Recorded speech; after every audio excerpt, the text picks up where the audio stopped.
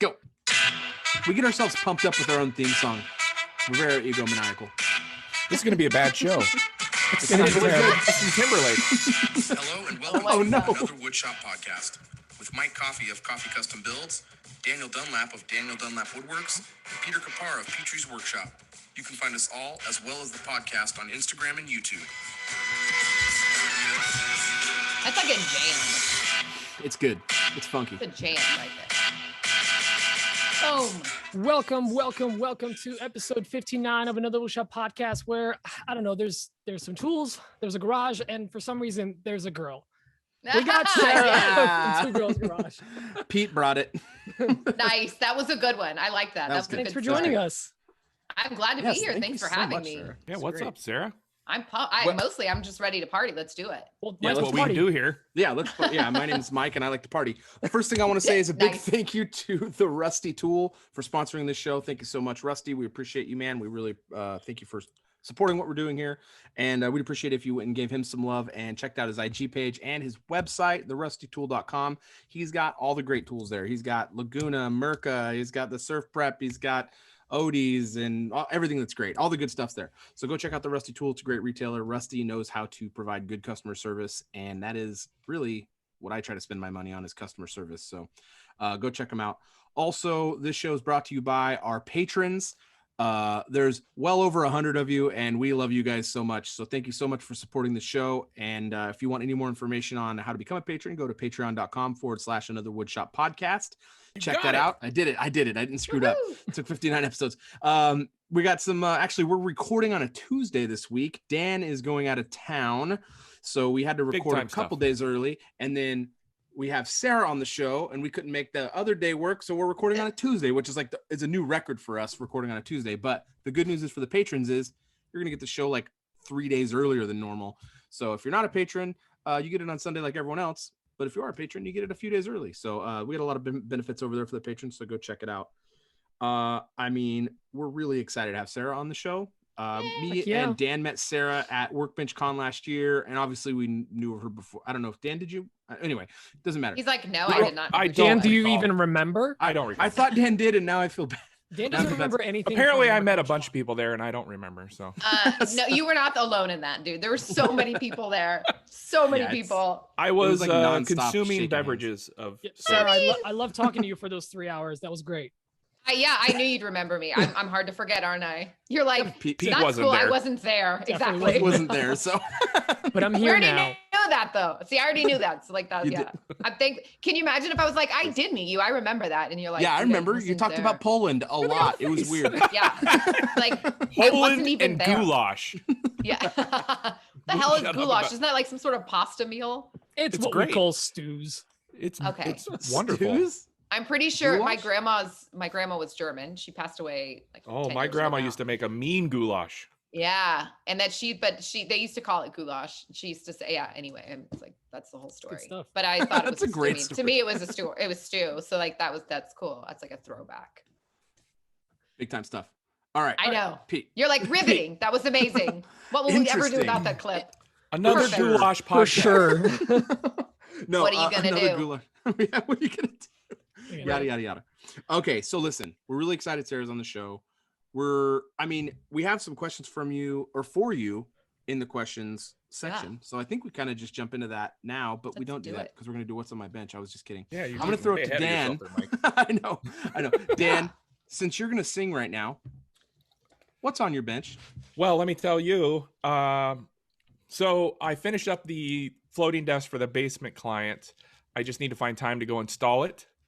It's pretty nice. I made it out of all MDF because I painted it, and I put on a pretty like what am I looking for? What's the word I'm looking for?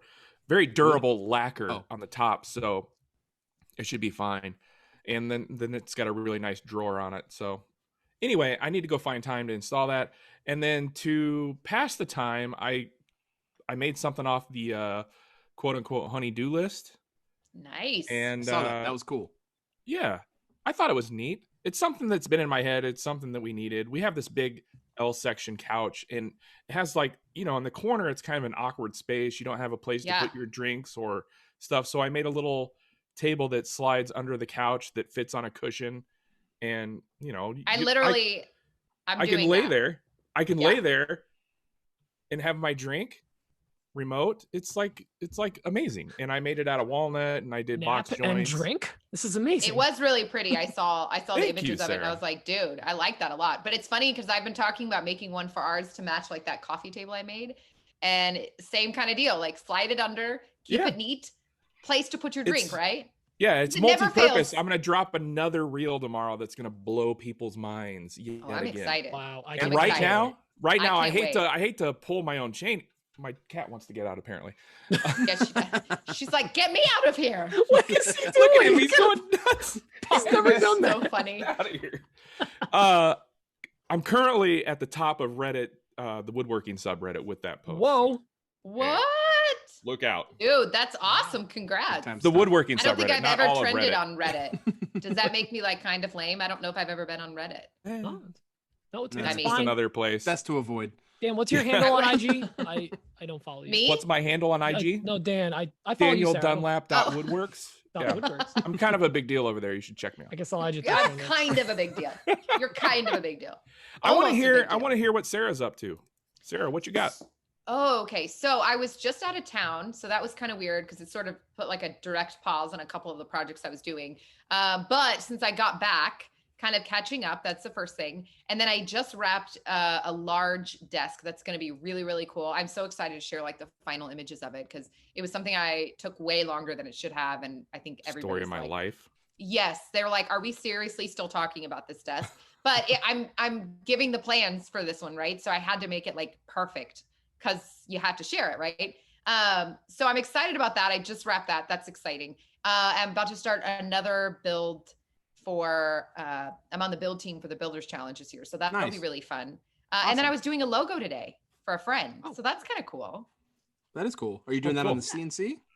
Yeah, it's a really Duh. neat one. Yeah, Cool. Duh. I've never Right? been able to join the Builders Challenge. That always looks so fun, and like I Invitation always only, got sorry, other Dan. obligations that I can't ignore to do I the. would It'll love be to do it fun. as well. It's my first time, so it's going to be a fun experience. They've got a really cool team, so I think it'll be neat to kind of just do something different. I've always followed it because I think it's a really neat idea. It's a really cool Yeah. like community building. It's cool.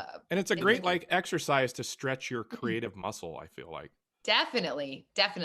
And I'm excited about this year. I don't think it's been announced, so I can't say, but I'm excited about this year's project. I think it's going to be really fun.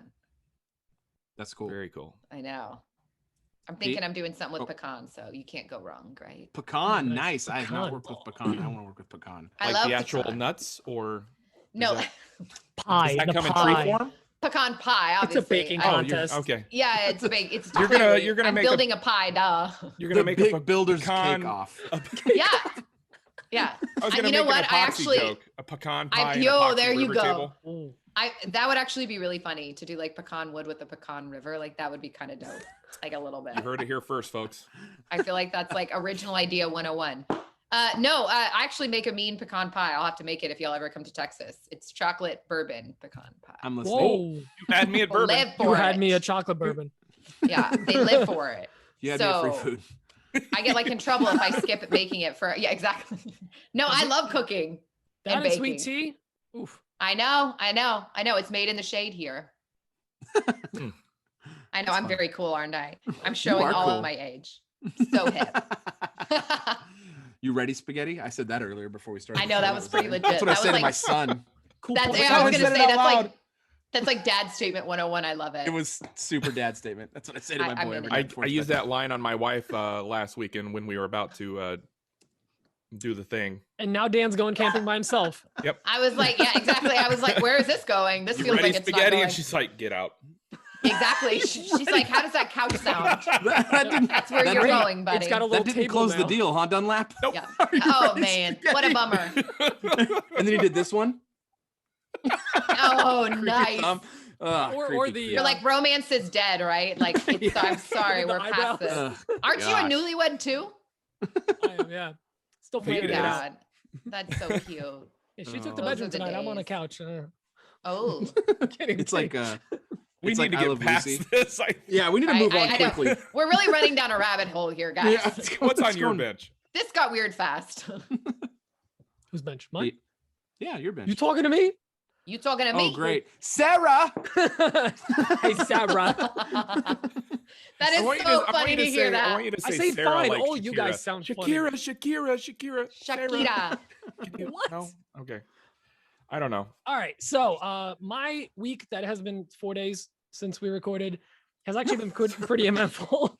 We had all our inspections done on the house, and we actually got all the reports back, and everything actually came back pretty good. There's like nothing where like I could be like, hey, take some extra money off. Like everything's fine.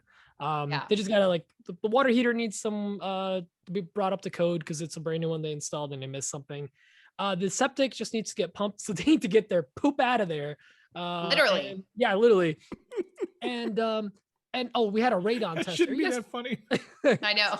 It is Actually, funny. I should have cursed. Actually, Mike, bleep it. Bleep it. Bleep the poop. Oh, bleep the poop. That's That good. sounds really That's bad. good. That's good. I think bleeping our last episode was a big hit. That's Yeah. pretty funny. Was. Are you guys familiar with radon? Is that a thing in any Yeah, other I part of heard the about country? that We recently. huff it here in Nebraska. Yeah. Yeah, so Definitely. apparently New Jersey is like on a nuclear fault line, whatever. Radon's just in the soil and it Nuclear gives fault people. line? I don't know, man. Shut Is that a thing? No. Nope. This No, is but not a it's- like tectonic plate or whatever they're called, No, right? but Like that's it is, that's like um, 8th grade science. I'm pulling it that is out of. I don't know. If that's a real word. radioactive isotopes in the ground that just Yeah. naturally occur, and it vents into your house. New and- Jersey. Yeah, New visit us for our Jersey. naturally occurring radon. Exactly. We're So- full of natural resources like radon. Threshold is Not like sunshine. No, just radon. yeah, just radon. My The teeth radon glow. state. All your radon. Yeah, you're needs. right. There you go. All your radon. Your radon- So the Oh my God. threshold is like Your 4 one-stop parts radon or shop. Sorry, something. people. That's all good. You interrupt me every episode. It's fine. That's so good. The threshold is We like never let him finish. Oh, Pete, I'm listening. Pete, I'm listening. my part always goes on for like 20 minutes because of this. Okay. Yeah, but Fair the enough. threshold is People like expect it. It's 4 been 59 parts per episodes. whatever, and our house is like 13, so Oh wow. way higher. But basically, they just have to install like a vent. There's already a pipe running into the ground, and it has to like ventilate out of the house, so it doesn't seep into the house. It pulls it out of the soil. So That's wild. whatever. Just thought I'd share this crazy thing Sounds that's safe. actually New a Jersey thing that things. everyone I lives can in. Jersey see why you things. anti-Nebraska. Yeah. Yeah. I You wanna mean, stay there. I just saw Mike Holmes talking about radon, so I feel like I learned God. new things, and now I'm. Does maybe that I guy can be still part of- have a TV show? I used to Yeah, watch dude, he's all of so Holmes cool. inspections. It's my favorite. Yeah. a cool Homes on dude. Homes, baby. Homes on Homes. He's really cool. He's really nice. I love it. So we passed. Everything's good. As long as the last thing we need to do is the appraisal. Once that comes in and everything's good, we are set for June 1st. I'm looking forward to it. I literally can't Dude. focus on anything because all I'm thinking about is moving into my new shop, which has, I'm- fun fact, 1 outlet. Oh my goodness. Oh, that's gonna be fun. I'm legit super excited for you to move because I cannot wait to come out there in the radon filled house and Radon Yeah. help poisoning. you get your Get some shop radon poisoning. set up. I can't believe I've already It's where your like kidneys hurt. I've Man, already my kidneys are promised killing that I'm me. gonna come to your It's not a place. kidney thing. It's a lung thing. This Don't worry. radon information. Oh, is even good better, about even me. You better. have Who that needs Johnson and lungs? Johnson vaccine, so you're good. So yeah. Oh my you're- God! Stop it. Oh my God. Anyways, so that's that. Actually, fun fact, Lee from Regal Street is coming up with his wife, or down, he's in Connecticut. They're gonna come join Emma and I about 2 weeks after closing for a weekend. He's gonna help me do all my electrical. And Cool. I am paying him entirely in CNC.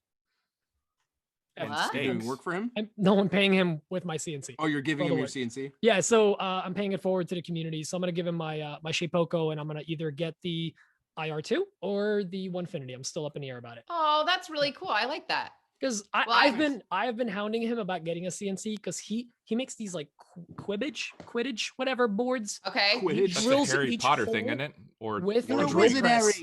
I just saw those the other day. They're really Yeah. cool. He drills every hole, and he sells like 5 or 10 of like every few weeks. Like Okay, what is his username? I just saw this. Regal Street Regal Street. Okay. something shop is either wood or work. Regal Street Wood Shop. Wood shop. Thank Okay. you. Yeah. I was like, I'm gonna He have made to. me, like, Street Resin I just shop. saw it pop up in my feed, and I was like, dude, that's really dope. He So I made just me want a you to know- badass hat rack not too long ago. Pete, this is my radon risk. I'm down Oh. here. I'm at a very low risk. Oh, okay, so you're fine. So just I'm The right radon here, app just says you're yellow. Oh, I didn't realize the nuclear fault line stretched that far, but okay. But I am confused, like why these two counties are orange, like just in the middle of the state. Like that feels like, I mean, so this makes sense because it's like, but Yeah. that seems okay. Guys, check your area. You never know. Yeah, I mean, Check I your don't know. radon We risk. learn new things all Be the safe. time. Thanks, Mike You gotta Holmes. do what you gotta do. So, Yeah, so I they're know. coming I'm gonna down. have to tell him. Get it checked out. So they're coming down. That's gonna be super Right. fun. I'm looking forward to it because I never met Lee or Danielle in real life, but we talk on a stoop on the Zoom every Saturday, so that's pretty cool. Oh, that by the is way, cool. The So stoop is you're like inviting random internet strangers to Yeah. your new home? it's fine. It's 2021. This is how it works now. Oh, okay. Oh my god. Dan, we never met, and then started a business together, and then Yeah, And we then did I that. met you. True. That's weird. Okay. Isn't that funny how that goes? You're Weird. like, this got weird fast, but again, Yeah. but it's aren't you it's a glad it different worked time. out? Yeah. And aside from that, I got a new tool in the shop today. Got my Laguna spindle sander landed today, so I'm very Lucky. excited for that. Got to put it together. It came in and I had to go straight to work, so unfortunately. Do you even have room in your current shop? I do. I'm putting the other one underneath my workbench because I'd rather have that nice spindle sander up. So I like the rigid belt sander, but the spindle on it wobbles back and forth. I don't No, think no, that's not in my supposed to shop. happen. Not I anymore. need to add a spindle sander. I talked about that not too long ago because I just use like a drill attachment because I just don't have any more square footage in my shop to put another stationary tool. But I'm gonna have to. I've been looking at them because I feel like that would be really handy. I I'm think a definitely drill is running out of more room. appropriate to churn butter. I get Right.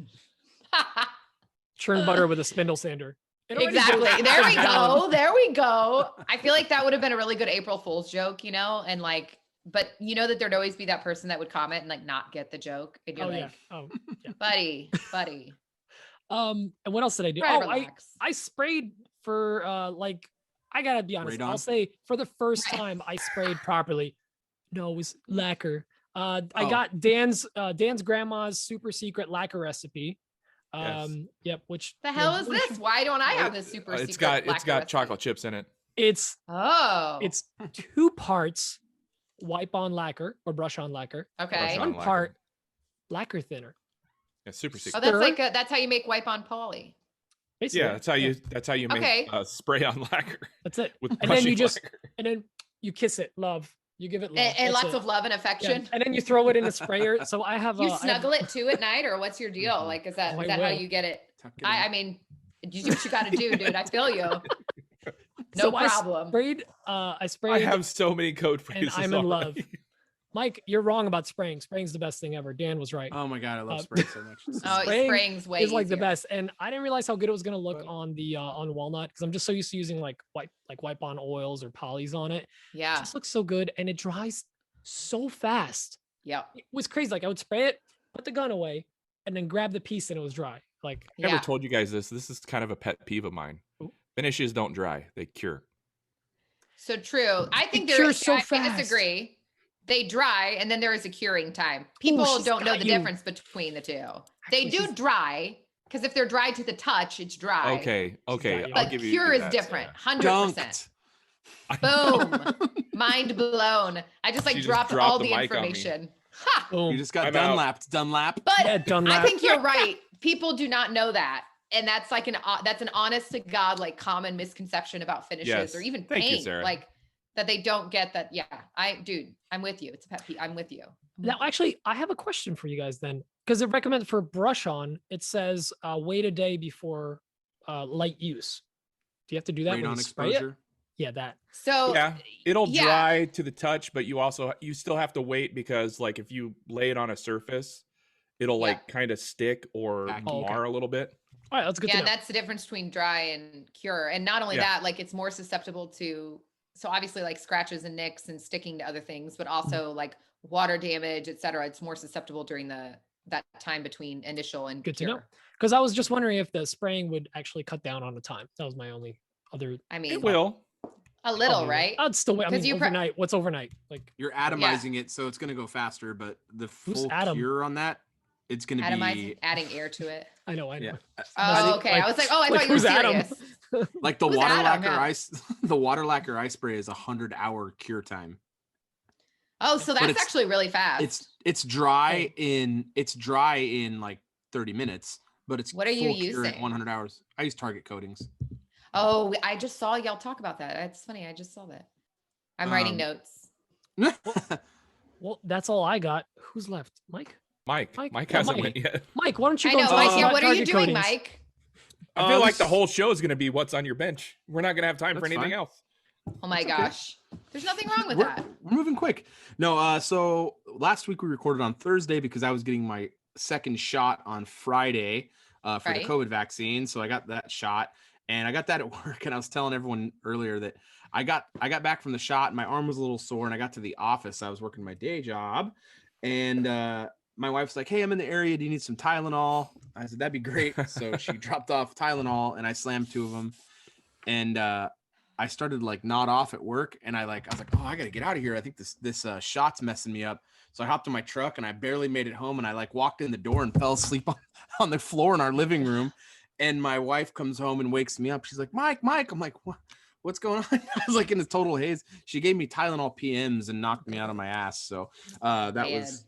No, dude, your wife gave you roofies. Yeah, she there straight you up go. He He wanted to see what would happen. What happens She if. gave me florries, not roofies. I was on the ground. So you know That was a good one. That was a good joke. that's That going was a in good the one. show notes. So That's a good one. Mike got a second vaccine shot, got roofied by his wife. Go on. Nice. So I've heard that the second shot is harder. So like I wouldn't have even thought like that's funny. Like I've heard it's much worse, but I haven't gotten it, so I don't know. It was man, Saturday I was like, so my wife rough. got real sick. Like she was like Okay. shakes and chills and she was knocked out for about 18 hours. I didn't get really messed up that bad. I was just really tired. And I've been having my cousin come in and be a shop help on the weekends. I've been paying him to come in and help me part-time. And Saturday I called him. I was like, dude, I am so tired. Why don't you just not today. come over today? Yeah, like we're not going to get anything done. So I did end up going in the shop, but I was just like slow moving, just kind of doing fun organization stuff, nothing with commissions, but yeah, that kind of messed up my weekend. And like, we're talking about projects that are taking forever. I've got this coffee table I've been working on for way too long. It's far more complicated than I anticipated it being. That's always how they are, right? You know, this one, yeah, I mean, this one, it's just taking so long. It's far more, what they want for the trim for the top is just a little difficult. So, I actually wanted anyway. to talk to you about that. Yeah. I noticed you put the frame on and then you're trying to fill in the top afterwards. Yeah. Why? Sarah, I think you know where I'm going. It sounds like. Yeah. What? Next time, if there's a next time, I would recommend like filling that in and then trimming it with your track saw to get perfect, and then put the trim on. No, it has to have a 2-inch frame around it. It's not. It's overset over it because I had to do it on plywood. I'm not put the trim. So I've got a substrate, right? I've got a 1/2-inch plywood substrate underneath the 1/2-inch herringbone ash. Right. Okay. For it to lay on top of the posts, the actual substrate is 1 inch wider than the herringbone feature. So the trim is a 2-inch trim around it with a 1-inch rabbet that lays over the top of the plywood. So I couldn't do that. Oh, because that's what's causing the why the design is so difficult.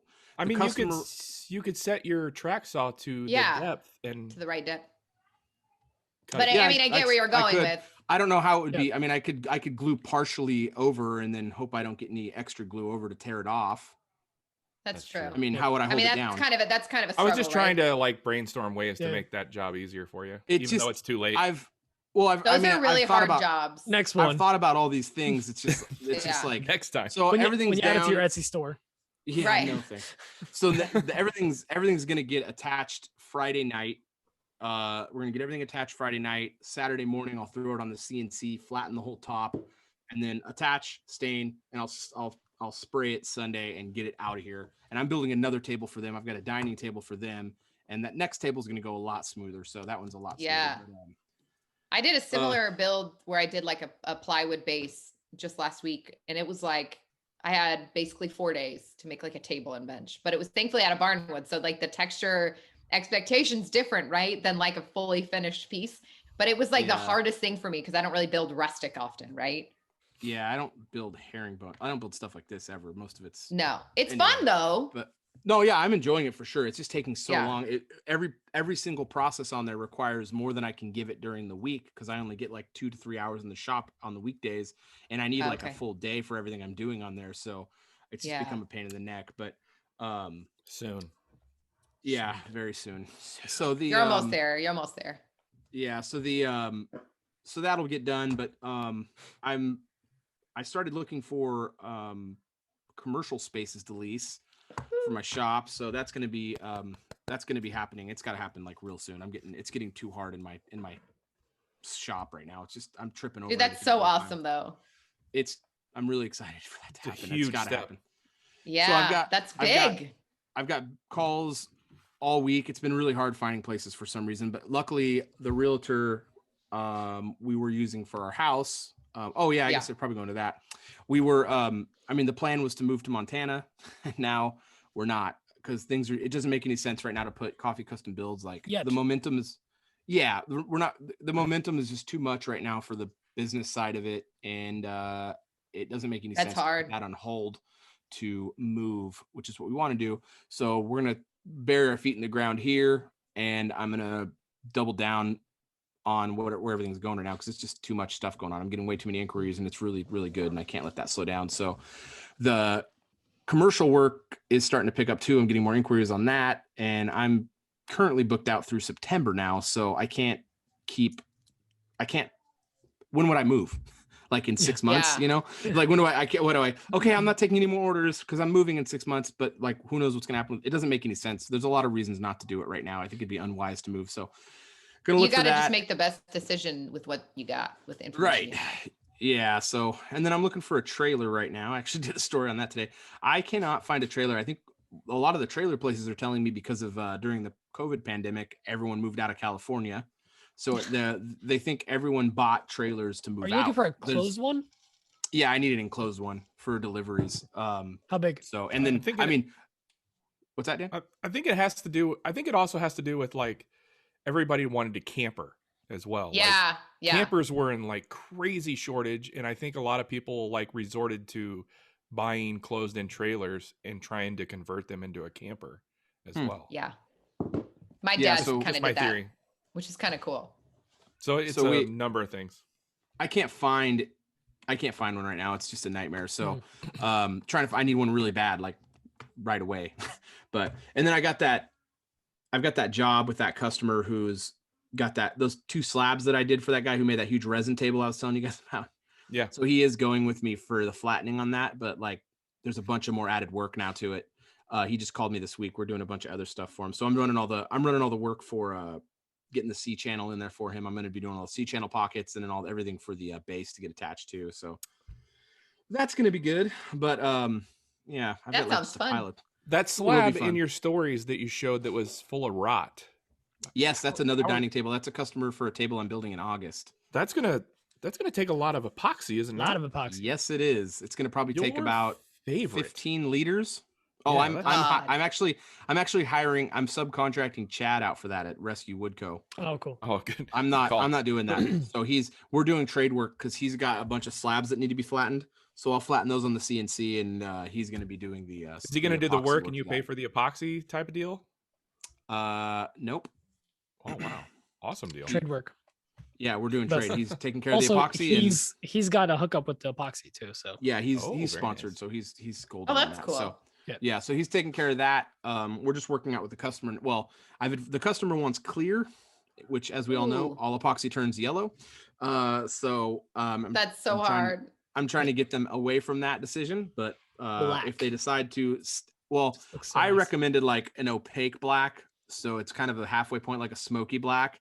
But I'm going to tell them I told them that if they decide to go with clear, that they're going to have to sign consent saying that I'm not responsible for it turning yellow over any amount of time.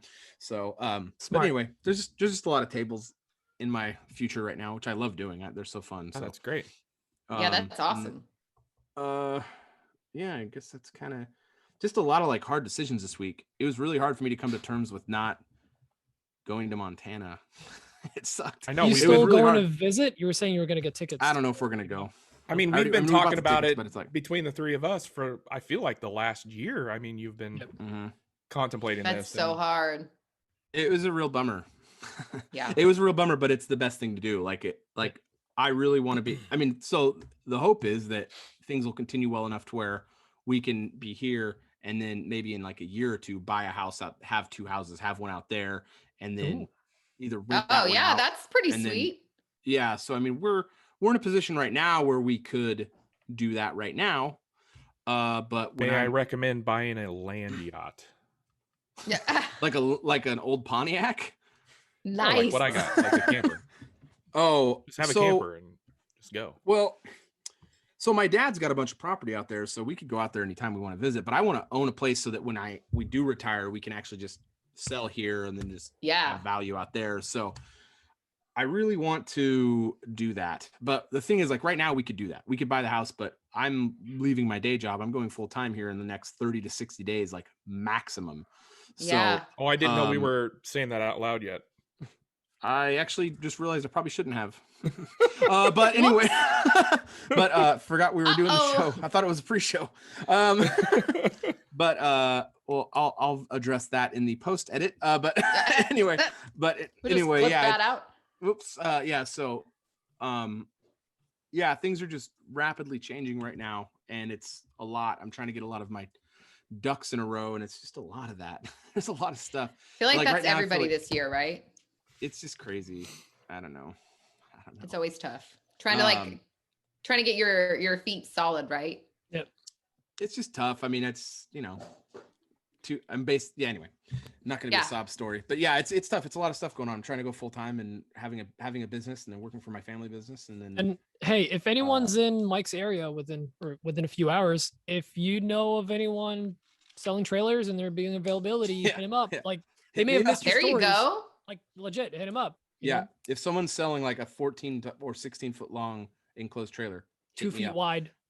2 foot wide. Yeah. It's just for slabs. That's it's got one. Yeah, it's got one wheel. It's one of those uni-wheel trailers. No, it's, nice. Everything's perfectly balanced. But yeah, so that's my week. Just kind of getting through things, figuring things out. Did you guys want to jump into questions? Yes. No? I think that's a good idea. I think so too. This first question's from Andrew with Smithfields. Words hard. Yep. Words are Guys, hard. Andrew from Smithfields on Instagram. Got a question regarding organization around a dust collector. I walked in Pete's footsteps and managed to get myself a PSI or Penn State Industries dust collection system, which is crazy powerful and probably older than me. But my question is, would it be better to put that thing in the corner and then plumb pipe to various machines, or just use a single or double hose to connect to various machines? I've got a small shop space, less than half the size of a 2-car garage, and I tend to move the machines around on carts. And so I'm just looking for some ideas, the benefits of plumbing to multiple locations from one machine, or the benefits of having, say, a longer 4-inch flex hose that I can attach across the garage, sort of like how Pete does. And since you guys kind of have a mix of systems, I'm hoping you can give me an idea of what you think might work best. Thanks. Who? Pete. Pete? I mean, he said Pete's name. Sure, why not? Sure. I'll answer first. Pete, So go. your setup sounds very similar to mine, and I would say if you have the ceiling height, this is key here. If you have the ceiling height, go hard plumbing. If you don't have the ceiling height, if you have less than 8 feet, or maybe there's like my shop, there's crap ceiling hanging on the ceiling. I think Pete's ceilings are only 6 feet tall. Mine are like 7.5. I can't swing a 2x4 around. I can touch my ceilings. God. Yeah. So Weird flex. I would recommend. Yes. Right. I saw the radon. What an interesting thing to be excited about. Current house, we're fine. Thank you very much. Okay. Okay. 28 foot The next ceilings. house. Yeah, long Nice. issues. But what I would recommend is if you can't hard plumb most of your shop, do a single wall, or a wall where like maybe a lot of the tools are in one spot, or maybe your table saw. My table saw is hard plumbed, and then everything else is running off of that stretch Rockler hose, which I freaking love that thing. And That's what I was because my gonna say. ceiling is low, I actually have a piece of conduit that runs through most of my shop on a ceiling, and the blue hose is on a hook, on a bungee on that. So I actually can drag it across, and it hangs over my table saw. It doesn't catch on anything. I don't have to wrap it around corners. It just hangs in the air, and I plug it into whatever tool I need. So I'm working with the low That's smart. ceilings. But if you That's can smart. plumb at least a part of it, do it. That's what I do. Sorry, so what would you do if you had a setup? What would you recommend? Me? Yeah. Pretty much the same thing. So I have a dust right dust collector on casters. So it's cool because you can move it from place to place. The only negative is kind of what you're talking about with like wrapping the hose around, but I'd never thought about suspending it from the ceiling. So I feel like I'm going to look into that. But I also would say now that I have the CNC, that at some point I'm either going to have to plumb that separately, just like kind of the table saw. That's sort of something as the shop expands that I'll do separately from everything else. Because the other stuff, I'm not using it all day, every day. Like you don't use your planer 12 hours a day, right? Or you don't, you know what I mean? Like those are broken into, you're like, speak for yourself. And uses his drum sander for 12 hours a day. Well, but so, you know, like there's times when you're like, okay, well, if I need to switch between the stuff, like having that mobile base and having that ability to go from machine to sheen with the dust right is so handy. But the hard plumbing is always going to work better. That's on the list. That's on the list. Now toss it to someone. Do what?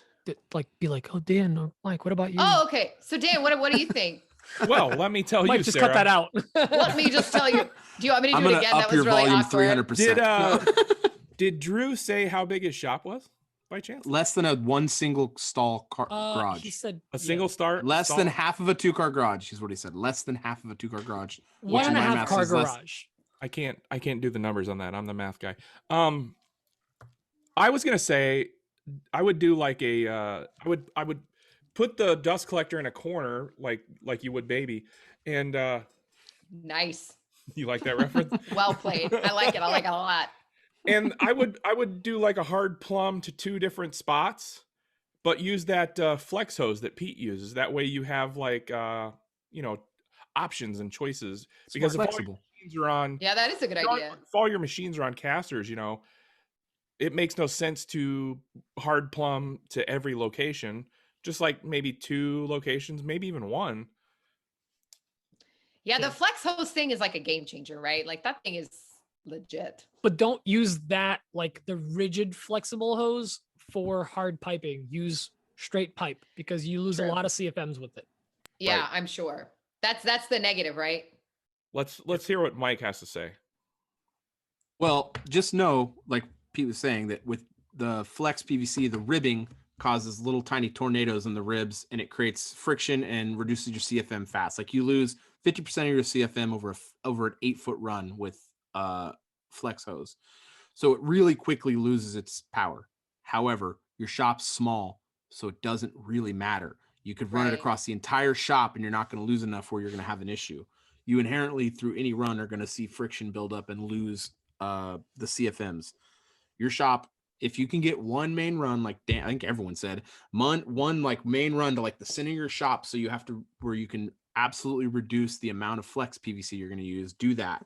However, I don't know how many tools you got. So, I mean, when I think of my shop, I'm like, oh man, I got like 12 things I've got to plumb, but you might not have that many tools. So if you've got like a table saw and a planer and like maybe 1 or 2 other tools, I would just do flex PVC for the shop as much as you could and just move your stuff around. And he said he's got all his tools on carts and stuff and he moves things around. So I don't know that it matters. Like you're not needing to optimize anything because it's just the situation's not optimal. So I would say save yourself some money because that plumbing ain't cheap. Like the PVC, the Schedule 35 is like hundreds and hundreds of dollars. I mean, it's insane. So if you're just like going straight from your intake right to a tool and it's like 8 feet with flex PVC, who cares? Just do it. Yeah. Just get your shop running quick. So that's my thought on that. Agreed. They said the perfect answer didn't exist. This next question's from Brendan Morrison with Morrison and Sons, I believe. Brendan's a good dude. Hey guys, Brendan here from Morrison and Son Woodworking. Nailed it. Question for you this week about outdoor projects and wood species selection for said outdoor projects. I have somebody looking for me to build them an outdoor table and benches, and was going to use thermally modified ash, but have heard that it might be a little bit too brittle for that due to the baking process, but not sure if that is still a good choice or if you guys would go with more of a mahogany or cedar, and or maybe even white oak, question mark. I've heard that might be good for outdoor projects and you just have to seal it properly. But yeah, just let me know what you guys would go to for wood species on outdoor projects. Thanks. Love the pod. Keep it up. Dan, I'm going to throw to you first. Well, the thermally modified ash and or pine, it's kind of a give and take. It is super brittle because of the baking process, but it also, because of the baking process, it is great for outdoor projects. It's not susceptible or prone to rot like a lot of other woods are, because all the I want to say all the organics are baked out of it. So I don't think it would be a terrible option to build outdoor furniture. However, if you wanted to use something else, I would totally use cedar, because it's priced sort of reasonably still. Or white oak. White oak is great for outdoor projects. That stuff will last for years and years if sealed properly. However, you can say that about just about any wood. If it's sealed properly, it's going to last for years and years. But white oak is really good.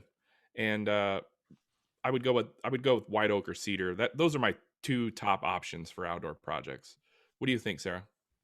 So I totally agree. I mean, like basically word for word for what you said is kind of my thought process. Cedar's easy to get your hands on. It's, pretty reasonably priced. Naturally rot resistant. Yeah. I haven't worked as much with the like thermo ash stuff. I haven't worked much with that. I've only built with ash a few times. It's just not really one I tend to go for. I do like it though. So I can't speak to that as much. But cedar, teak is one that's kind of cool for outdoor stuff, yes. but it's pricey, right? Super pricey.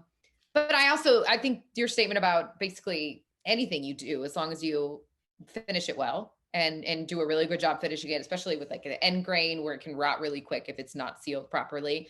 And then also, whoever's purchasing this, right, making sure they understand to watch for the signs if something does deteriorate. I think that's really the key to it. I mean, finish is a great thing. It's not foolproof, but it's pretty close. I mean, over time, Mother Nature is going to win. It doesn't matter what 100%. you build it out of. No matter what you build it out of. And it's just going to take a little maintenance over the years. Yeah. Not with as long as they understand it, I think you're doing a good stuff. I mean, right, exactly. Mother Nature wins after about 10,000 years. Yeah. Not my problem. Yeah, true that. I've got a project Mike, coming up that I'm doing. Yeah, that I'm doing out of cedar for that reason, just because it's so easy. It's just an easy wood to work with. I mean, it smells good to mill too. So fantastic. Pete, what do you think?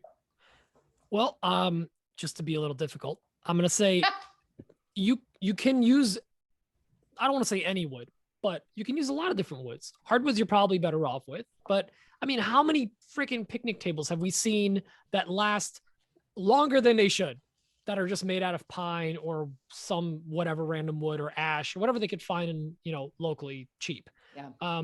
This stuff can last even without protection. Obviously it's going to deteriorate. It's going to look bad, but if you seal it, if you treat it right, it can last a long time.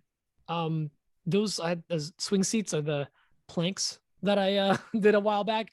They were cherry. That's what they wanted. And, Halcyon on there and just hope for the know best, that it's right? going to, but the thing is, the ones that were there before were just untreated. Now it's gray wood. I don't know what wood. Radon coated Radon wood. styrofoam. Yeah, radon planks. Nice. Well played. Bird's eye radon. Yeah, there you nice. It's nice and curly radon. Good one, Pete. Good one. But not the ray flecking in the bird's eye radon is. Oh yeah, it's Very the nice. green Very glow of nice. the isotopes. The curl. Cortison radon. Ooh, baby. They just keeps writing like show titles down. Nice. But if you protect it, if you tell the client, look, listen, you're gonna have to keep up with this. You'll might want to pressure wash it or sand it or whatever. Maybe hit it with a Thompson's water seal or whatever. Deck finish. Yeah, you're like anything is fine, right? Like it's outdoor. If you want a wooden piece of furniture outdoors, I mean, even teak is gonna just start falling apart on you after a few years. So you got to treat it either way. Mother Nature always wins. Mother Nature always wins. 100%. Mike, did you go yet? Mike? I actually lost. didn't. Sorry, I didn't actually know that white oak was naturally resistant. I didn't either. I thought the pores would be bad. Oh, so it I is agree. naturally resistant. But I mean, I like mahogany for exterior. That's ridiculous to make a bench out of though for that, but mahogany. I wouldn't use the Cambrian wood, any of that thermally treated stuff, just because for a bench, this is a picnic table, right? That's what he said. He said a table, outdoor table. A table. Well, anyway, the tabletop, I think you're going to be fine because it's not going to get a lot of weight on there, so it doesn't need any flex. But like that stuff is brittle, and honestly, like those splinters from that wood really suck. Like if you get that splinter in you from that stuff, like yeah, those splinters, like they hurt really bad from that heat treated wood. So put like 7 coats of epoxy on it, you'll be fine. Yeah, like that's a good point though. Fine with anything. But like yeah, but another thing people don't think about is like good exterior doors are made of Doug fir. And there's a reason that the construction grade lumber actually does last so long on pine. That's Doug fir. I mean, the Doug fir is a really good exterior wood. So the most important thing is that you get a finish that has UV inhibitors on it. That's really the most important thing. You need something, because what destroys the wood and the finish is UV. So you get a UV inhibitor and you're pretty golden. So get something in there you can trust, a product, I mean, I've used Adler's another wood that I don't feel like, right? Adler's another one that like is used indoors a lot. That's probably a good one. Alder. That's what I meant. What did I say? Adler. Yeah. I'm too tired. Alder. I don't think Alder would do good outside, but I really like Alder. I think it's I like working with it. It's kind of like they call it like the poor man's cherry, but yeah, it's beautiful. But I feel like I've seen a lot of doors out of it. I have never done much with. I mean, I've done a few small things, but nothing ever too exciting. I'm gonna look into that because I feel like I've seen doors with it.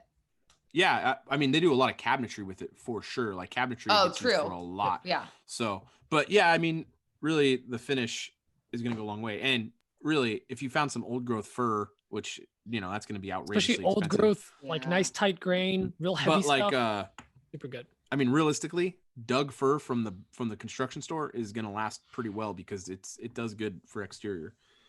Yeah, that's a good point. Then fair point. We had, before we jump into the giveaway, we had a question in the pre-show for Sarah, and it was, what was the most outrageous, or I don't know what the word was, but misogynistic thing she's ever or statement that you've gotten from the general smooth brain public. And that was from Scott from Dad It Yourself DIY. Thank you, Pete. Okay, so as we were talking about it in the pre-show, I went and screen capped this conversation because it was like the most wildly ridiculous. Like I've got a lot of weird ones. Like on the rare occasion I have like paint on my nails, there's always somebody who's like, nice painted nails. And you're like, really? Like, I mean, so like dumb. It's just a weird comment, right? Like that happens. And some people like will respond to those. And I'm just like, I'm going to let y'all figure this out. I'm staying out of that. I don't know. I don't get it. It's whatever. And then I'll get like the go back in the kitchen or, that stupid stuff, right? It's like, oh, wow. Like I said earlier, how original. But this was a video that I had posted on TikTok. I was basically drilling into brick with a hammer drill, right? So nothing exciting. There was no like off application use, whatever. There was no reason for the comment. And this guy says, a woman with power tools, truly funny. And I was like, excuse me? But he also spelt a lot of things wrong, which I feel like being kind of petty. I wanted to go there, but I was like, Sarah, don't do that because it's not mature, right? But I was like, so I responded, not as funny as your naivety and not realizing a woman is more than capable of using power tools. Also, I did say the grammar thing, also spelled truly, no E. I totally did do that. And then, yeah. And so this one, I thought his response was like really cool. He was like, silly woman, tools are for men, go make a sandwich. And I was like, unbelievable. I was like, and so I didn't even know what to say. I was like, this is so ridiculous. Like what a loser, right? Of the internet. I mean, I know it's so funny. Like, I can't imagine having the free time to like just pursue people. Who's just got to be the ugly. time? That's what I want to know. Like, what are you doing in your free time that this is exciting for you? And then I was like, you're mighty concerned about a woman using power tools. Seems to me that's a personal problem. Cause like at this point, I'm using it now. I'm like, hey, this is engagement on TikTok. It's not a big platform for me. We're just going to keep going. This guy is hilarious. And then somebody else pops in and I said, I'll just be over here woodworking, renovating our home and reviewing power tools, all while being a wife and mom. Like basically like, you know what I'm talking about. We're going to do a hand gesture. And then I said, also a very polite suck it. I know. Also on the sandwich note, I'm not hungry. After all, I only have an appetite for destroying gender roles. Like I felt like that was a burn. Oh, very nice. Right? And then this was like really stupid. He was like, silly woman thought the sandwich was for her. And I was like, oh my God, wow. Like seriously, you in the sandwich thing. Like, do you not have like a deli close by? Do you not know how to make your own sandwich? Like, And then other people started talking to him, and I just didn't say anything else. Good. I was I just can't like, get his greasy butt off the couch to go make a sandwich. yeah. So, I responded later. I just thought, Lord have mercy. It's like chauvinist is the only language you speak. I couldn't even believe it. I was like, this is so, I mean, it was funny though, right? Like that, you couldn't even get mad about it because it was so ridiculous. And You're so so You literally outlandish. have to laugh and you can't let it get to you. Like you No. literally just have to laugh. I think it's hurtful in the sense, like when people like, I think as a woman in general, like it's a man's world in the woodworking community a lot, right? I mean, to be fair, it's, until this point recently, it's just men outnumber women, right? That's fair. But I also Sheer what? numbers. By sheer numbers, like if you're just looking at statistics. But I also think the people that are open-minded and that just see the, like, it's just a skill, and if somebody's into it, they should do whatever they want and whatever. I think there's a lot of respect for that too, right? But I do feel like there's a point where you're like working a little harder to convince people that you're serious and that you're not like a bozo. And Which is unfortunate, but It's Which super sucks. unfortunate So- because just talking to you for 5 minutes, you'll know that oh yeah, you know your stuff. yeah, And yeah. Like, we all have like things that we're the best at, right? Or like not as good at, but we're also like, to be fair, like, and it's to be hard, but I perfectly appreciate fair, that. we tried to get a girl to be one of the hosts. Best we could do is Dan without a beard. Oh my God. I mean, it's almost the same thing, right? It's like almost as good. I feel like that would have been like, I mean, I don't know. I feel like that would have been good. But anytime Dan, you is don't want to breaking come, I'm gender happy roles. to fill in. Yeah. Good job. Yeah. Breaking gender roles. I'll send you some of my mascara and we can really see how far we can go with this. fantastic. We're very happy. Can I that get you're some rocking good the community. foundation? Yeah. You're like, this got really weird. This isn't funny, Sarah. Please stop with the ridiculous jokes. Oddly enough, he's going to put on the mascara when we go to ethnic sandwiches. Go Oh, full circle on the totally. sandwiches thing. Totally. I Ethnic mean, you might as sandwiches well next just week. really make it awkward. Can I get extra toppings? You Can't can. be like, Feet. just make sure you do the eyeliner tricks. I'll teach you some of those and you're cat good eyes? to Please do. go. Yeah. Look Well, at I don't know. Paco. I don't do cat eyes. I'm Tomorrow not when that I cool. do my IG live and butter making, you should join me and we'll do butter making and and mascara. eyeliner. Yes, let's do it. I got you. Daniel I got you. Dunlap Woodworks and Dairy Products. Nice. I actually feel like you could totally do 3 Ds and 2 Ws and like we'd all think it was kind of cool. Ooh, No? I like this. Daniel Dunlap Dairy Woodworks.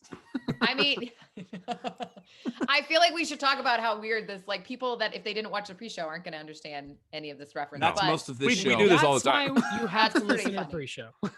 agreed. That's half the fun here. I We like tease them There's like at this least every one week. person out there that doesn't like our inside jokes and our constant giggling.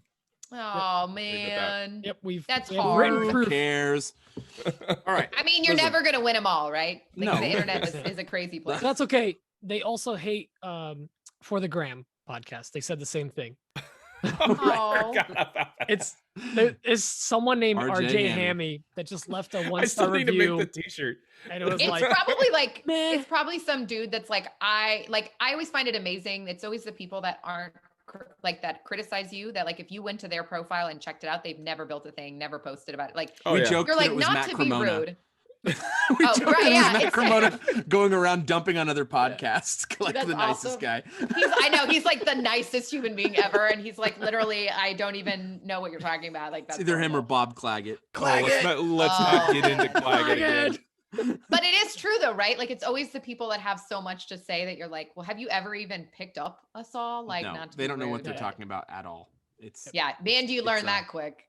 it's, Oh, yeah. it's office chair, whatever. Yeah, people wanna- yeah. I could pull It up. must be I could nice. probably pull up like a dozen comments right now on Reddit from my post of people saying stuff that makes no sense, and they clearly right. have no idea what they're talking about. I left a good one on there for you. Thank you. I'm gonna go find it, and I'm just gonna make sure to leave some It's really the, crummy feedback. It's at the top of our woodworking right now. You know what I'm gonna say? I'm gonna say something about butter, and you're gonna be like, I know that, Sarah. You know what? You should really stop building with wood and just go make some butter. Okay? Make some butter.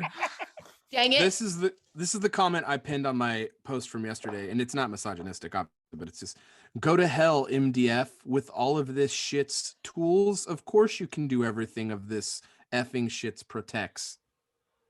Oh, Yeah. And then Yes. so I'm You're like, legit what? like trying to see what his local emergency line is to get him help because that guy is having an Yeah. issue. Like, I do think that stuff's funny too, because I sometimes think that's people will the say show stuff like title.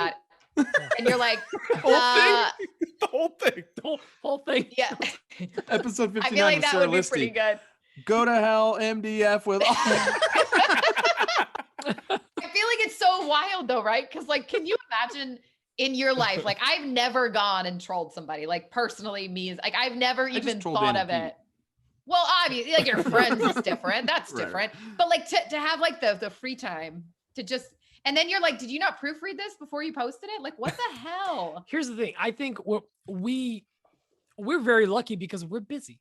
We have things going on. We have passions. There's people that just have not, their lives are so sad that to take time to rag on someone is probably like a highlight of their hour. Like that's all. No, I'm just that's gonna troll this person. sad. That's so sad. I'm sorry. God, that makes you like want to cry a little because you're just like what a sad life. I used to take it very personally, and then I'm like, wow, they took the time to write all that. No, I just do like Sarah said earlier. I keep it going for the engagement. I mean, I had somebody once who like kind of told me that tip. It was a safety thing like a couple years ago. So, and I mean, it was kind of like I saw where people were coming from, but this is a hard part of Instagram in general, right? Like it's an angle. So sometimes like even though you're posting a photo, it doesn't always tell the whole story. And so sometimes you're kind of like, okay, well, let's not like. I see what you're saying, but like also no, that wasn't the reality of it, right?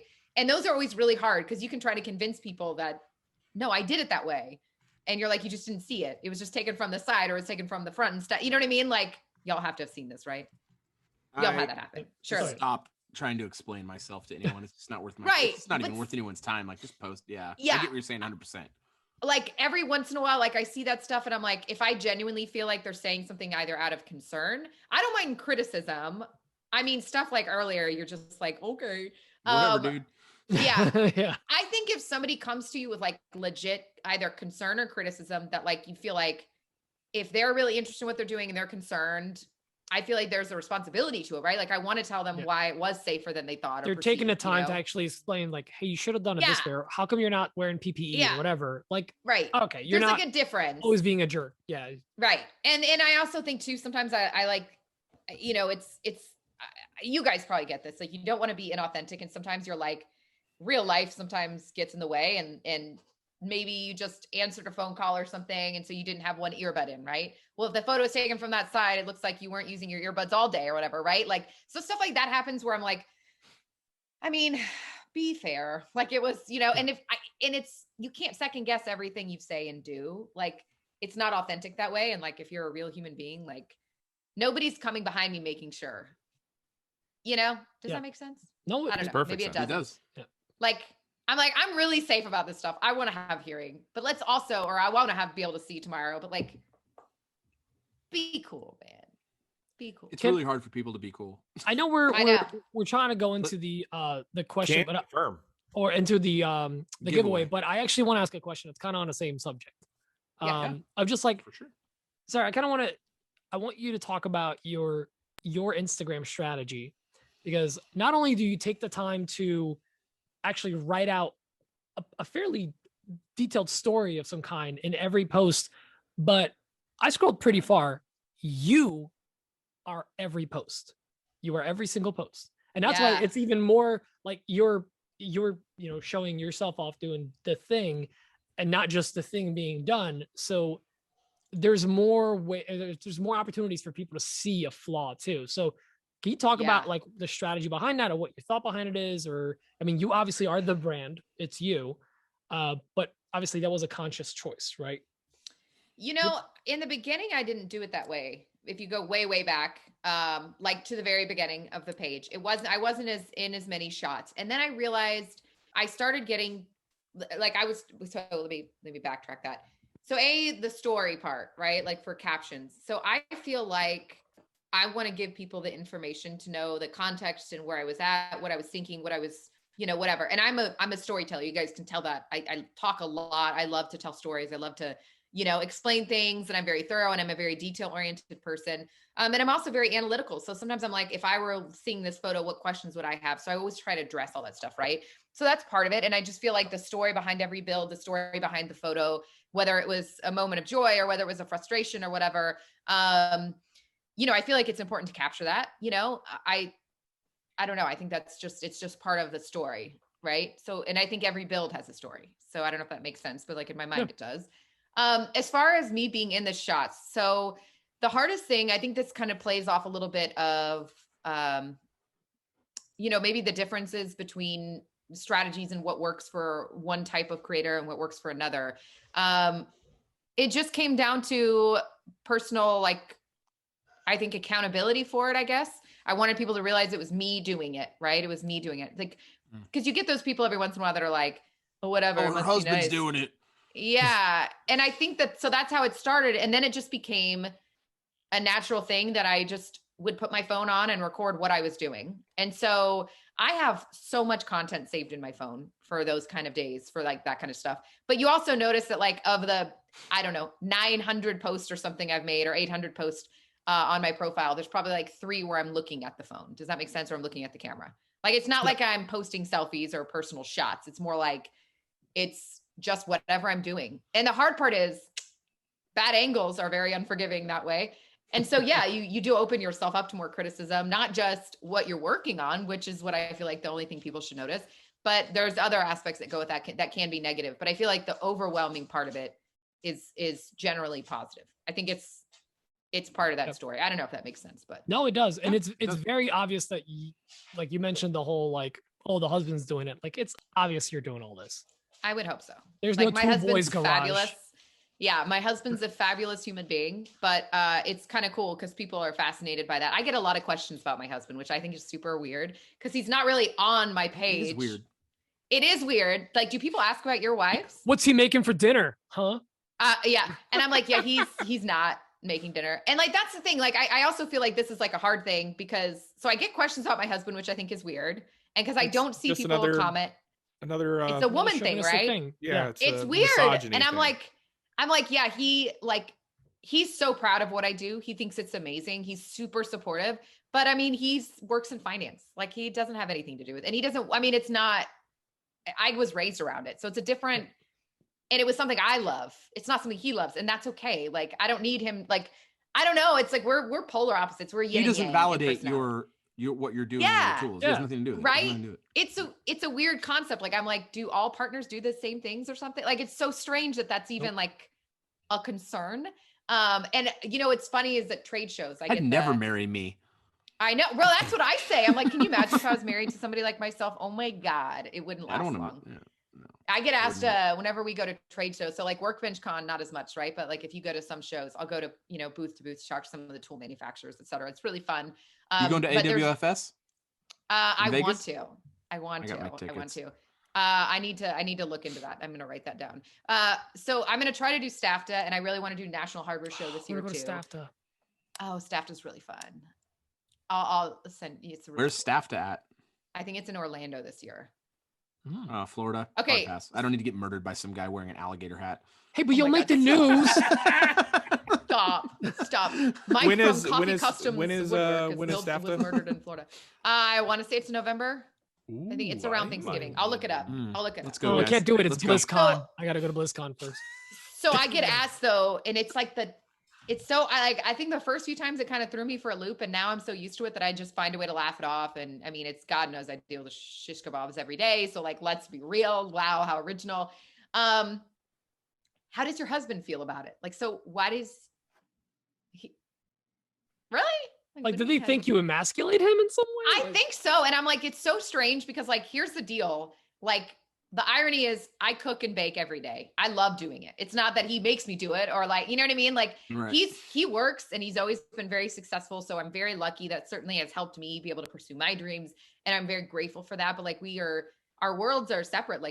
It's just so strange that just because I'm a woman, people assume they're together. I don't know. It's so strange to me. But I think there's that culture of, okay, so if you're a woman in a man's industry, you also must not have femininity. You must not be feminine. You must not be nurturing, or you know what I mean? So it's odd. He's super feminine. I know, right? Obviously.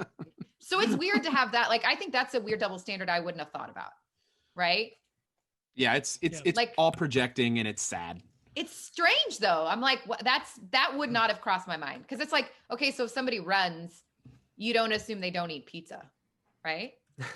Isn't it kind of the same thing? They like doing things that aren't fun. That's what I know about that. Well, so, okay, maybe that's a bad example. cool. But if you see somebody, anyway, you know, you get where Yeah, I'm I totally get what you're weird. saying. Yeah, It's weird. It's a projection of self. Like when they Yeah. when they say things like that, it shows who they are and how they think and their outlook on things. And it's really nice of them to let you know that you're never going to want to have to be friends with them. Well, and so true. I'm like, let's get this out of the way. First of all, Yeah, I wouldn't be thank you hanging for out not with wasting any of my time. I know It's like I people hate that you. wear a Now we mask can on their move chin. on. It's so easy. Like, I know. I Yeah. talk to you ever Oh again. my God. Oh my God. Well, and it's funny because like you get the person like, oh, I'd never let my wife do that. I'm like, well, first of all, it wouldn't be an issue because I would never be your wife. So like, it's a moot point. Ugh. Dan, let's give away some stuff. Yes. Yeah. Do let's it. I want to give away some stuff. Well, we are going to give away stuff. We already gave away stuff. Last week we were giving away, thanks to Macbeth Hardwood, some Amana bits, a chamfer and a roundover bit by Amana, thanks to Macbeth Hardwood. And that winner is Adam Knapp. Congratulations, Adam. You're getting some new bits. Congrats, dude. Woo. 2 bits, 1 Bits. giveaway. It's going to be a good one. This week, thanks to Macbeth Hardwood, we are giving away a Tajima Japan pole saw JPR. It's a set. It's a $50 value. Nice. Made in Japan. Made in Japan. I just read what Rusty sent me. So Yeah. if that sounds weird, I'm It's going to his blame fault. Rusty. Love you, Rusty. Poor Rusty. I don't know who Rusty is, but I'm going to go find him and tell him that you said that. Oh, He'll he find me. listens, I'm I hope. he's like, well, hopefully he's screwed, hearing Dunlap. this. So we Right. got, oh my gosh, options. We got options galore this week for code You've been words? writing a lot.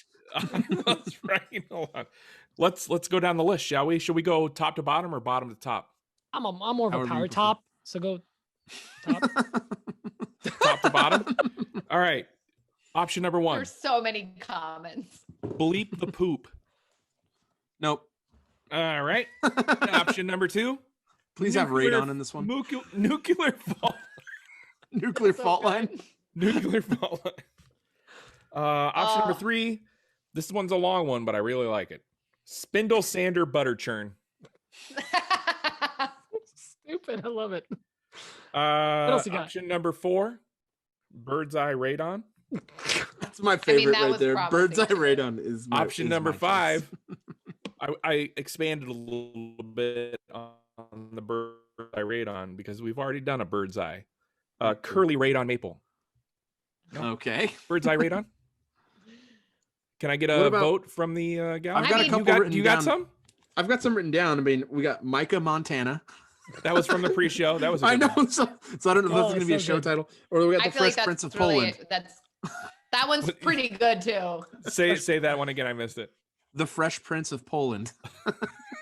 No, the Fresh Prince of Poland has to be the show. The show title.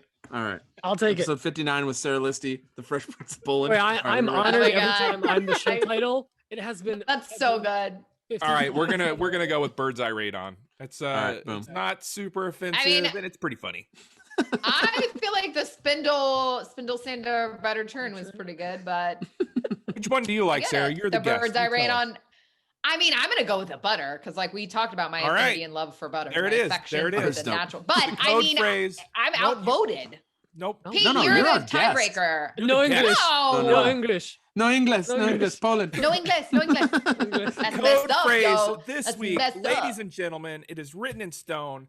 It is spindle sander butter churn. Send that to us in an email at awpgiveaway@gmail.com. And you, my friends, will be entered into this week's Macbeth Hardwood giveaway. Back to the show. Guys, good. we're an hour and 10 in. We got 3 more questions. Do you want me to skip Oh to my one that I know goodness. for Sarah, or do you want to keep going? Sarah, what's your timeline? I'm good either way. Okay, all right, let's go. Whatever This you wanna next do. question's from Jevin Cheney, pronounced Vaughn. Jevin, Nailed like it. Kevin. Well, hello there, Michael, Daniel, and Peter. Velvety. This is Jevin Hello. Cheney from Cheney Concepts on the Big IG. My question for you all is, knowing what you do now about having a business or running the social media side of things, what is one or more things you wish you would have done differently? Thanks, guys. Sarah, you're going first. Ooh, that's a good question. I mean, It is. Also, sub question: do you do this full time? So I don't know if people know I that. do this full time. I'm really lucky. Part of my business strategy, I have a blog as well that I write a lot of like power tool reviews and sort of home improvement tips. A little different than what my Instagram is, where my Instagram is a little bit more of like my day-to-day life, right? What I'm working on, what I'm building, that's every day. The blog shifts a bit. And so that's a big part of strategy from my side. But I also think, what would I do different? I mean, I think you need to break down your goals, right? It's like, what are you trying to do? And then really refine how you plan to get there. Because I feel like some people get into social media and they go all for it, but then the business lacks, right? Or vice versa. They're all about the business and then they've kind of burned the opportunity, or not burned it, but like they're starting late to the game when maybe they could have had a bigger following up front and that really propelled their business, if that makes sense, right? Like, I feel like you got to figure out what you're wanting from this, right? From both sides, and decide what's most important and then just how you plan to get there. Hold yourself accountable. If I'm posting X times a week, or I want this, or I want that, I'm trying to get so many sales per month, and push yourself to get there, right? I don't know if that makes sense, but I feel like it's just come up with a plan and find a way to execute it that works for you. So that's my answer. I don't know. No, I gotta agree with that. It's setting goals early on. I think for the first few years of me doing this was just like me mess around in the shop, and I had no goals, and I had no financial tracking or goals either. That was important for me. Once I actually started tracking all my finances, it became like a game of like, well, I want that tool. How do I get it? Because credit cards 100% option. Like, I want the shop to pay for it. I've got the money, but I want the shop to pay for it. So it started becoming like a game. 100%. I want that tool. I'm going to do these jobs and I'm going to get that thing. And in the beginning, it was just kind of just me having fun and spending money left and right and not really making any money and not really making any good content either. Just kind of posting whatever with my very poorly lit shop back then. We talked about that in a pre-show. Tune in next week. But that's, like you said, setting goals. And for me, I would add on tracking my finances and my aspirations as far as you're talking about content, but maybe even like tracking your sponsors. That's something I started doing lately, and courting my sponsors a little more, making sure that I do tag them more, actually reach out to them once in a while, tag them in some stories. So I wish, and be honest too, build a rapport with those brands. Like, I think that's important. I feel like that's something on our side that maybe people don't realize. Like, I have a personal relationship with every brand that I work with, and whoever is working that I work closely with the brand. Like, they're not just people I work with, they're my friends. I care about them. And I feel like when you have that kind of exchange of give and take, and it's just the most amazing situation. Because when you come up with these wild ideas, which is so important in content creation, right? That support is there. And I think, you want to work with somebody for like long-term, not just short-term. Yes. Don't be short-sighted about it. It's probably a good thing. Like, don't be that person that's like, hi, I'm going to post this ad for, I don't know, this cleaner here, when that doesn't fit your vibe.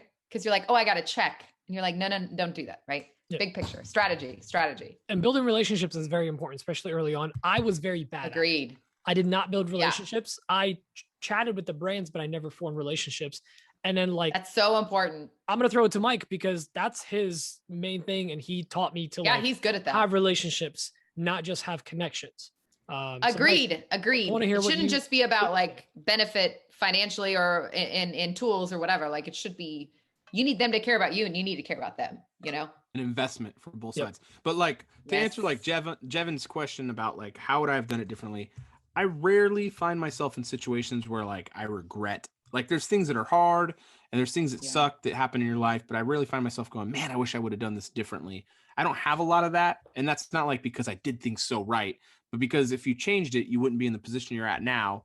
Now, like we all want different things in different situations. We all have like hopes and dreams and wishes, but like all these things that happened up until this point are what made you what you are. So you can learn a lot from that. So I don't really like go back and go, man, that was a mistake. But like 2 years ago, woodworking as a business was not a thing I was trying to do. It was not. Right. I would just, I learned about woodworking like a year before that.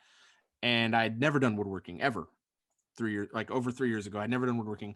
I got into woodworking. And that's crazy. I didn't know that about you. Yeah. And then I fell in love with woodworking and I took second of free time that I could between my son's naps to get out in the shop and learn that.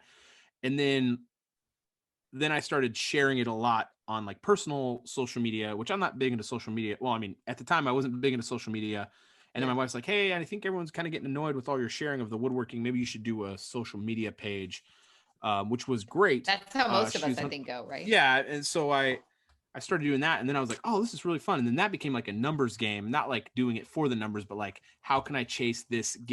What strategy? Can I it's all about strategy. Yeah, like, what can I tweak here to like, okay, this thing was liked by people. And then you start to find out like what does well, which no one really knows. They're lying when they say they know, but you do have like a gut instinct for like what does better and what does worse. And you can kind of tell, and then it's kind of different for every account. But like in terms of like the business and the social media strategy, like I absolutely am in love right now with building a business. I love building my business right now, and I'm so excited about the potential of that. I really like working with the brands that I work with, and they've been very supportive. And I don't really want to work with too many more brands because we were talking about this earlier. I don't want to get stretched very thin. It's already kind of hard to meet. Like right now, I can't meet any deadlines. I have like 5 things planned over the next 2 months for content. And that's all I can do right now because I am in a really crazy spot right now with my life. So just being able to balance time if you're going to work with brands, which totally not important. If that's something you want to do, that's great. Yeah, it does 100%. not have like if that don't feel any pressure to work with brands or influence or create content or whatever. Right. That's just a separate thing. So like there's no pressure for that. That's not right or wrong or whatever. It's just something that we happen to have done. But I don't really like look back at it and go, oh man, I wish I'd done this, because it's just not. I mean, for me, honestly, like I've been pretty fortunate with my Instagram life. It's gone really well. I've grown pretty quickly on Instagram and the following has gone well. So I don't really regret any of that. I do wish I had done YouTube earlier on. I'm suffering hard right now on that because I'm really struggling to make time for YouTube. And that really is where I want to grow the most right now.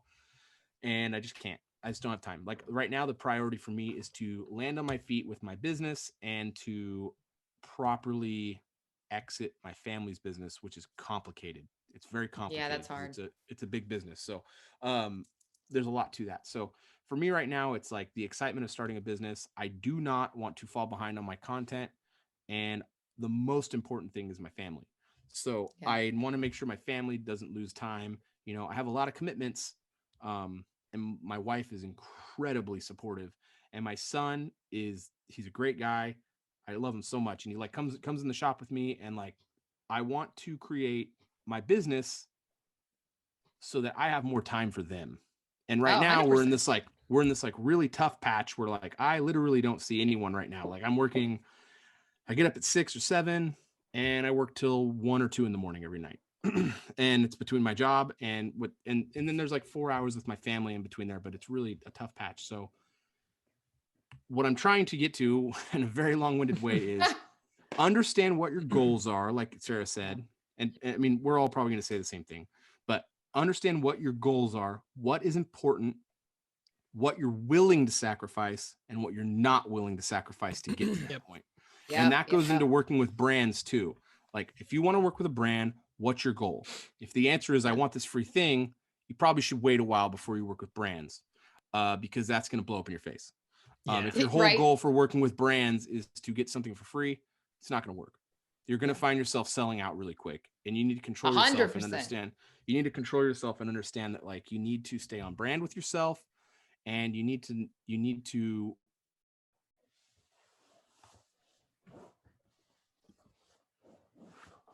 We lost Mike. I was like, oh no, we froze. Mike doesn't Am I usually frozen? like. Oh, you're good. You're back. Oh, there you are. There you Okay. are. Back. Sorry about that. Jot Anyway, that down. what was that? Anyway, so yeah, so I won't go on any longer. I went really long, but yeah, that's just prioritize and set things up what you really want to do, and then understand that like sometimes the things you really want won't just necessarily happen because you want it to happen. So Agreed. you got to plan for that. You got to plan for that to not happen. So Dan, Well, sorry. can I throw something out there real fast? Yeah, go ahead, sir. Okay, so something I like that you said, and this is like kind of goes back to what I was saying about relationships, right?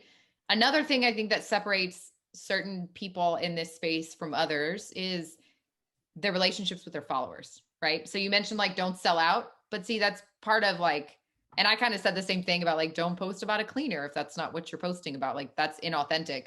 But you should genuinely care about every person that's following you too. Like you should genuinely value their feedback. And doesn't mean you always have to follow it, right? But you should, as a person, respect that there's that relationship there. And, you know, these people are not numbers. You can't treat them that way, right? I don't know. I feel like that's a little bit I'm kind of like of two minds of it, because like on one hand, I totally agree, like stay on brand. But then you look at like, I mean, I really respect, you know, Four Eyes, and he does Squarespace ads in his YouTube videos, and it doesn't bug me. Yep. Or like underwear commercials or like eyeglasses commercials. And I'm not like that isn't on brand, but I'm not like that doesn't, like, as a person who consumes his content, and I don't consume a whole lot of content. For me, I'm like, that doesn't bug me because he's like pushing glasses or whatever. But it's kind of a weird balance because, I mean, it's hard to balance that. I think once you develop the relationship, you can step out of the space a bit, right? Yep. But I think it's like, I don't know. I mean, there's exceptions. I think at that point, people come there for you. Right. I guess that's what I was like, how am I saying project this? Always. Yeah. Yeah. Because at that point, you're not like niching like, oh, I'm going to repair this particular tool with this, whatever. Right. It's right. Hey, today I decided to build this table. Stay tuned. And this is brought to you by World of Tanks, whatever. Yeah. You know? Yeah. I think like when you're a content consumer, you know, and I've talked about how like as I've done more content creation, I've consumed less and less content. Like we started doing the podcast, me and Dan and Pete talk about this all the time. We started doing the podcast as a result. I used to listen to podcasts all the time. I almost never listen to podcasts now. Like I don't know what happened. I think everybody gets like that, right? Like it kind of shifted, but but like I mean, I think what's the first thing we fall in love with when we find a new content creator? A content. We find like there's a piece of content that we go, oh, that was really dope. Like that was really well made. That really spoke to me on some level. I just had this happen yesterday. Some guy, he was restoring a Stanley number 35 transitional plane. I just happened to have one. I Googled it, and the guy's video was amazing. I was like, oh my gosh. Yeah. And then I've come to find out the video's 4 years old. He stopped making videos 2 years ago, and I was super bummed out. So like, but like, I started going down a rabbit hole. Like he's a kind of like a tinkerer maker kind of guy, not necessarily a woodworker. And it's a bunch of restoration videos. And I was like, man, the style is incredible. It was just really great. And it got me, that one part that I grabbed onto got me interested in this guy. And I started watching like 5-6 of his videos while I was at work. And I was like, man, I really want to know more about the stuff.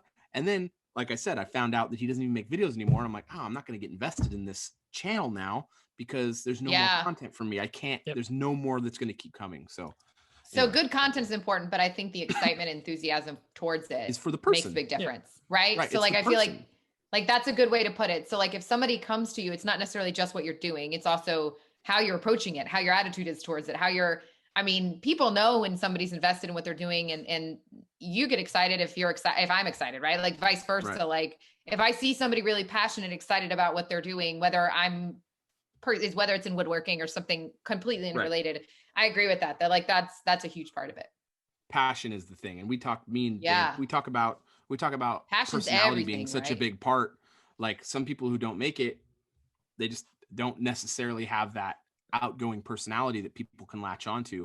And you don't want to ever be the person to tell them that. You can't, it's like, you don't want to be like, hey, the reason you're not successful is because you're kind of boring. But that's an issue with people. I mean, sometimes you're like, it's like, man, your content quality is fantastic, but man, it's just kind of like, you know. Yeah, or if they're doing it just for the numbers. Onto the person. Like don't be the person that's just like jumps on the epoxy pour train, right? Like that's a perfect example, right? Everybody was doing river tables a few years ago, and then it was like everybody was doing it. No, we're all still doing it, and I love doing it. I love a good river pour too. But do you see what I'm saying? Like there's a point where you're like, hey, don't like. Make sure what you're doing, you're excited about. Do it because someone else got successful doing it. Yeah, like that's what yeah. And you want to be relatable. Like the most relatable person I know is Dan Dunlap, because like that. Oh, I know. I want to hear what Dan has to say. Because he's like hanging in there. I forgot. I forgot what the original question was. Dan, knowing what you know now, how would you do things differently back in the Oh day yeah, that's right. of your 1995 year of our Lord when you Shish started doing kebabs. woodworking. Ditto. That's it. Ditto. No. Well said. No, I mean they covered. All right, this next everything. question. No, I'm They joking. covered everything. I would say. I would set goals for sure. I definitely need better goals in my life. However, I'm of the mindset that I don't like to look back and think about, gosh, what if? Because Yeah. there's really nothing you can do about it. And to be perfectly honest, I'm very happy with where I'm at. And if you change one little thing, it might have the butterfly effect and change effect, everything. yeah. Like I'm That's very good. happy with my Next life. thing you know, you're living in New Jersey, covered in radon. Right?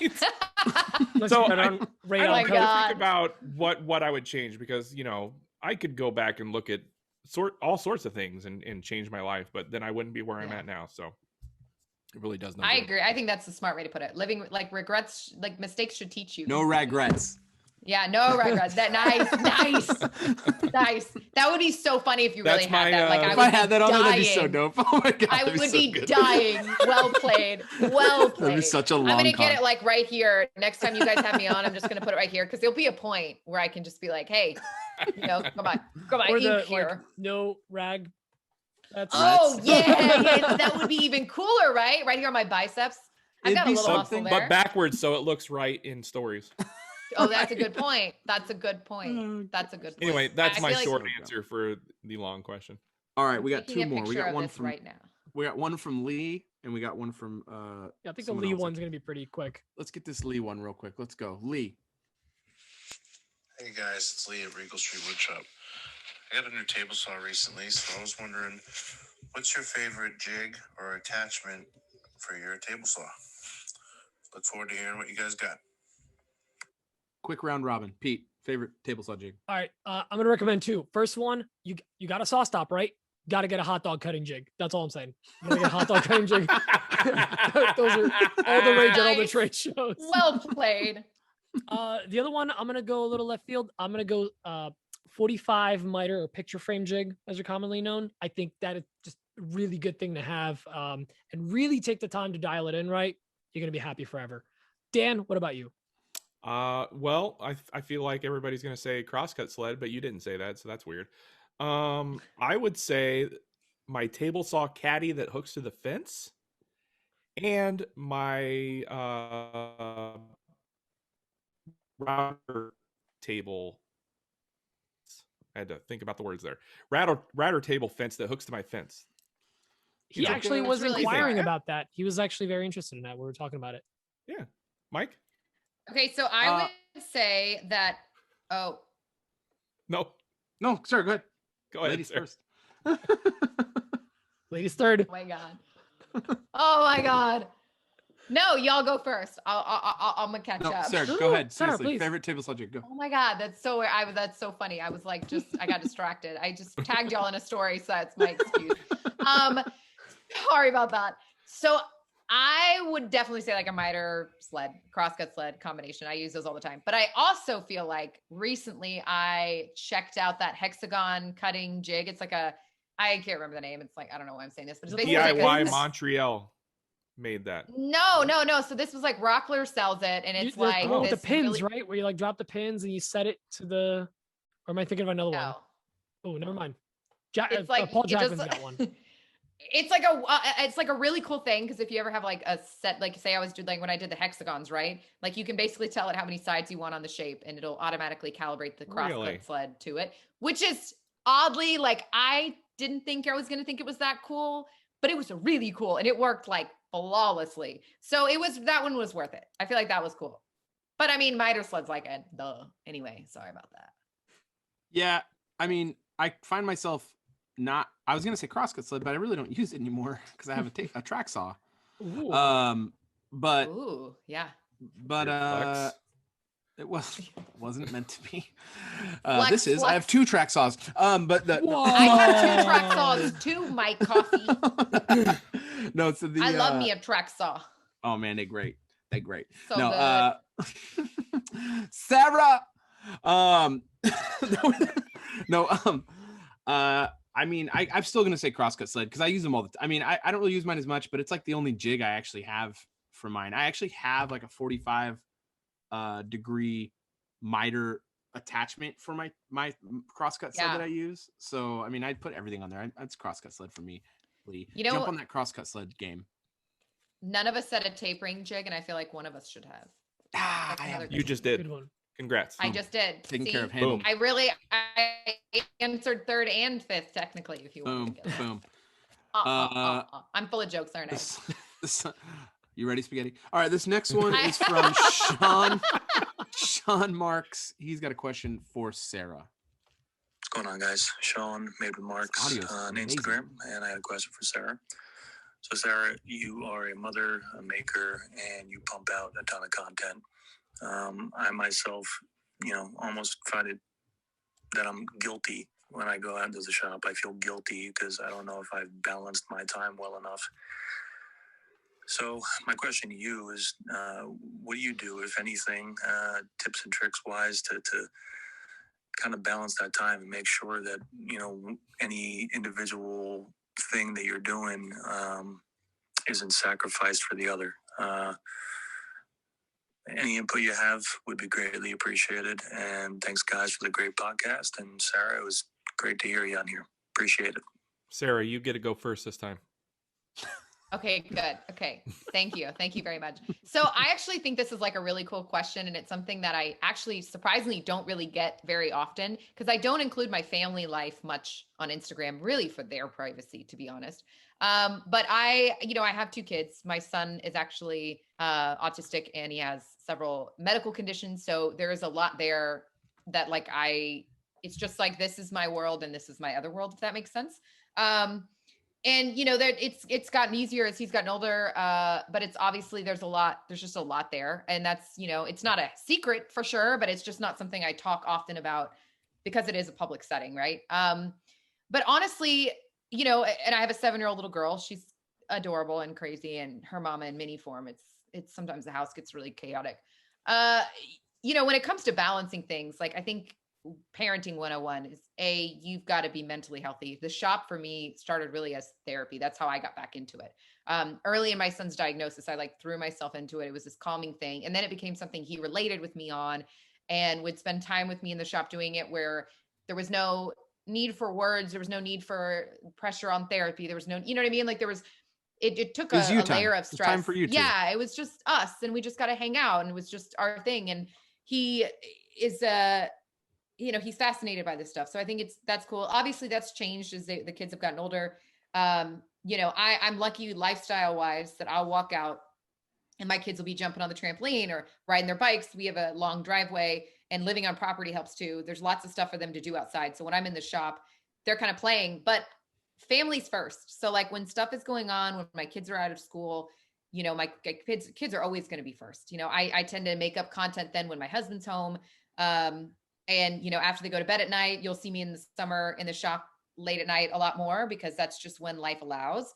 I don't know, with parenting, you're like never going to get it all done right. With business, you could always work more. It's very hard to ever find a perfect balance of when you're doing enough in every area. And I think you just have to learn to accept the give and take of that. And also, kind of be easy on yourself with it. Like the reality is you're one person, right? And there's only so much you can do, and you can work really hard and be the best parent you can be, and just take it a day at a time and accept when things come up, when hurdles happen. It's hard. Like when my kids are out of school, I mean, I work from home. So, they're home with me, right? Like my husband's not going to call into work for that. In that case, situation doesn't make sense for us. Right.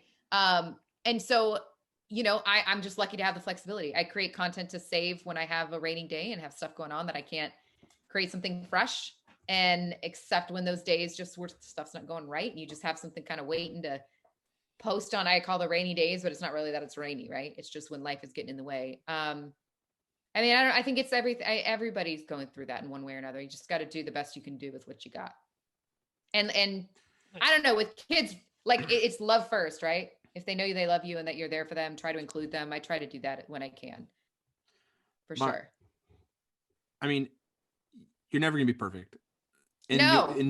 You're never gonna be perfect, and you can only do the best you can. And really, the only time you need to be hard on yourself is when you know you're not doing it right. Like if you're like 100%. trying to like do it right and you were just doing everything you can to do it right, You got that's to all you find can peace do. in that. Yeah, you got to like be like, this Or at is least what I'm trying. doing. There's plenty of people Yeah, like- that aren't trying at all. Like Well, and sometimes you have to kind of have to like separate your, like, this is where I think ego gets involved, right? Like we're so, it's always so easy to be like, oh, I should have been more patient. I should have done this longer. I should have taken the extra step. I mean, okay, yeah, you shoulda, coulda, woulda, right? Like people, there's no job that people walk in and don't make mistakes, right? Like that's just not Right. the reality, right? And as parents, none of us get it all right all the time. Every kid's different. Every situation's different. Life is what it is. All you can do is top your last best, right?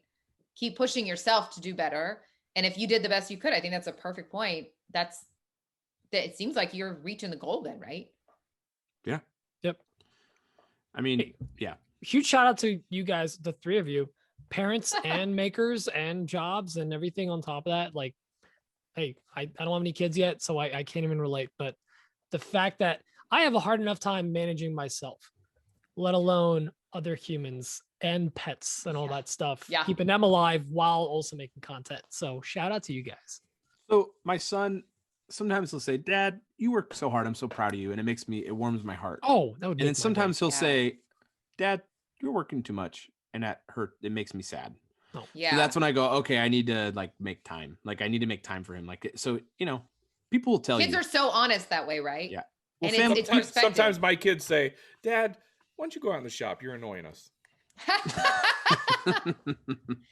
I think that's like the cool part though, right? Like is like, I think it's a lot of it. That's perspective. Like kids are amazingly forgiving and tolerant and patient. And I think as long resilient. Well, and they know if you love what you're doing and if you're passionate about what you're doing and if you're excited about what you're doing, like I think my kids are like, when I get something right in the shop and they get to see me be really excited about it, I think they get like beyond pumped, So I feel like try to find those moments and hold on to them. They feed on that energy, whatever the positive or negative is. So hold that in, because it is easy to get to second guess if you're not doing enough in one way or another. I mean, that's freaking every day for me. I'm so hypercritical. It's ridiculous. Listen, this is way too long of an episode. I have to cut I out know most of this. This is way too long. What in the world? we got to get just out talked of this and thing. talked. Oh my I know, gosh. right? What the heck, Pete? Kind of Throw what we us out do of this around thing. Sure. You're like, I'm never inviting Sarah again, ever. That was Sarah, not said. we'll see you next It was time. a very specific undertone, but we didn't say it. Oh God. Like, oh, did I make him mad? And I was like, that was well played. Jokes on everyone. Sarah's just gonna be a regular now every week. I knew it. This was my interview, wasn't it? Yeah. Well, thank you so much for joining us. What was that, Dan? I think you're getting rid of me and you're going to bring on Sarah. No. What are you talking about? What? Oh, no, we needed another chatty Cathy. We actually were going to get rid of Mike. That was awesome. Funny, Micah. You're the new Mike. Congrats. Yes. Micah Montana is out. Mike and Montana's out. They don't have Wi-Fi there, right? I'm kidding. That wasn't serious, guys. It was a joke. It was Got the dial. All like your the hate ethnic letters sandwich can thing go to was totally Sarah inappropriate, at right? Tool Girls Garage. Exactly. This stream is brought to you in part by Internet Corn. So, anyways, Sarah, thank you so much for joining us. This was absolutely amazing. We ran long because this was just so much fun. Great episode. It was so fun. Thank you guys for having me. Yeah, Dan didn't even get to ask you any of the questions he prepared. Real bummer, but next time, that's all. I never have questions. It's a joke. And everyone, make sure to check out. I'm serious about the butter read thing, right. Sarah. And you better send me a message before you go live. I'm on it. I'm absolutely doing it. I'm going to go to the I'm on store. it. I'm doing the things. Doing the thing. So good. We'll all just After get you his in on a nap. live. I love it. So, You Sarah, leave my what's the nap best places to check you out at? Where can everyone find you? Oh, definitely on Instagram at Tool Girls Garage. I mean, I'm on Facebook, TikTok, everything. But also my website is www.toolgirlsgarage.com. Ooh, That's like Do my we have to announcer use the voice. It's very www? good. Is that a... Yep. I mean, maybe not. You can probably use the Tool Girls Garage. HTTPS. Yeah, I was like, do I have to say this? Backslash, backslash. Is it forward or backslash? See, I don't know. Who even knows? It's such a controversial topic. I don't know. even As talk someone who about works it. in IT, I don't know. But and then, Right. make sure to check all of us out over on Instagram, YouTube, TikTok, MySpace, Only Dance, all the good stuff. Yeah, that's right. I said it. Friendster. The I mean, AWP Twitter. AOL chat room. This got real fast. Yeah. And check us out on Etsy, where you can help support us. And if you want to help support the show as a whole, make sure to check us out on patreon.com/Another Woodshop Podcast, where you get awesome behind the scenes content, early access to the episode. This will drop, Mike, when? For the patrons, I'll have it out tomorrow. Heyo. Which is a Wednesday. 4/21. Yep. And I will have the pre-show and the video out either tomorrow night or the day after. So, hey, that's super early access. You're welcome. Dan actually brought up a good point. If we keep going earlier and earlier, we'll just be a week ahead. Right. That's true. Yeah, we That's just the do plan. that. That's true. Well, Sarah, thank you for joining us. Guys, thank you for joining me and Sarah and I. Thanks for And having make sure to us. leave Thanks a for review. having us on the Thanks for Pete having and me. Sarah show. Thanks for having me. I'm sorry, I slipped up there, didn't I? Oh, Thanks for no, having Thanks me. for coming on the show. That was really great. This We're really is super a pumped you're on here. blast. This is good times. Yoo-hoo. Big time stuff. All right, let's get out of here. Well, Close this thing out. Bye bye. We love you. Bye. Bye. Bye. Love you. Bye. Long Y'all have a good time. one. Bye bye. Bye bye bye. And just-